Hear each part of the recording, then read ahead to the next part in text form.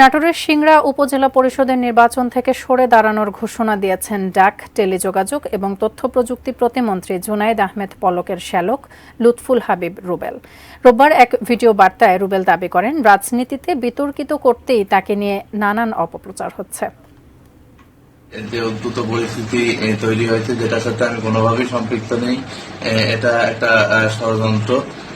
কেননা আমাকে নির্বাচন থেকে বিভিন্ন সময় বিভিন্নভাবে রাজনৈতিকভাবে হেরাস করার জন্য বিভিন্ন মহল সক্রিয় আছে।